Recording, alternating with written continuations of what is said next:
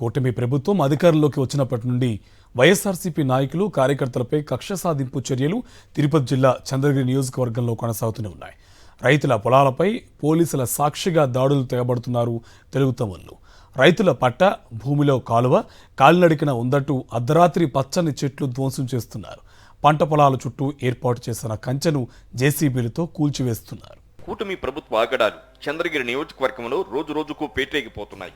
చంద్రగిరి నియోజకవర్గం చినగొట్టిగల్లు మండలం మట్టోళ్లపల్లి సర్వే నెంబర్లు 182, 183లో రిటైర్డ్ లెక్చరర్ దొడ్డిపల్లి రాజారెడ్డికి దాదాపు 12.5 ఎకరాల పట్టా భూమి ఉంది. ఈ భూమిలో నుంచి కాలినడకన రైతులు తమ పంట పొలాల దగ్గరకు వెళ్లేవారు. అదే అదునుగా చేసుకుని తమ పంట పొలాల దగ్గరకు బండిబాట కావాలని కుట్ర చేశారు టీడీపీ నేతలు.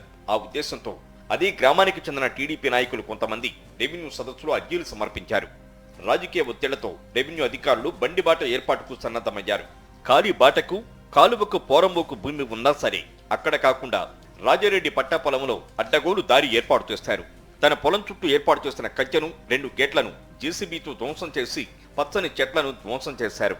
ఇది పట్టా భూమి, ఇక్కడ ఎలాంటి పోరంబోకు భూమి లేదని రాజారెడ్డి సుధాకర్ రెడ్డి అడ్డుకోక సుధాకర్ రెడ్డిని టీడీపీ నేతలు దౌర్జన్యంగా చితకబాదారు.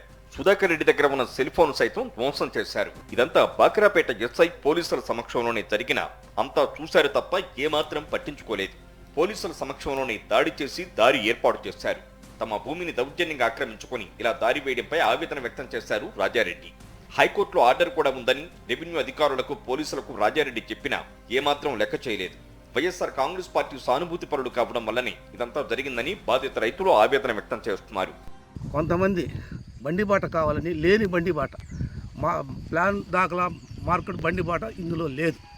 కానీ దానికోసం వారు మళ్ళా పిటిషన్ పెట్టారు. 6 సార్లు నాకు నోటీసులు ఇచ్చినారు 2 నెలల్లో.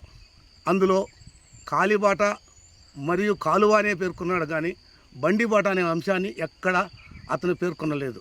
కానీ రాజకీయ ప్రేరితుడై వాళ్లకు కొమ్ము కాస్తూ నా భూమిలో వాళ్లకు బండిబాట లేని బండిబాటను ఇప్పించుటకు సమస్యలు సృష్టించి నన్ను ఇబ్బందులు పెట్టాడు. అధికార బలంతో ఊళ్లపై పడి దూచుకోవడమే కాక పట్టా భూములను సైతం హాంఫర్ట్ చేస్తున్నారు కూటమి నేతలు. వైఎస్ఆర్సీపీ నేతలనే టార్గెట్ గా చేసుకుని దాడులకు పాల్పడుతున్న కబ్జాదారుల చేతులు కీలు బొమ్మలుగా మారిపోతున్నారు అధికారులు. కూటమి నేతల కబంధ హస్తాల్లోంచి తమను కాపాడాలని కోరుకుంటున్నారు రైతులు.